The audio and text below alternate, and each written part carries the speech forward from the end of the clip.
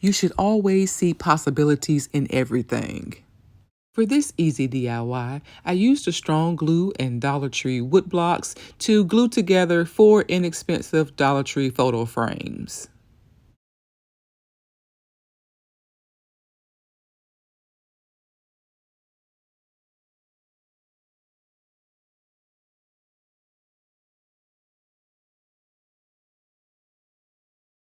Once my glue was dry, I spray painted the photo frames with silver spray paint, and then I added the contents back to their frames.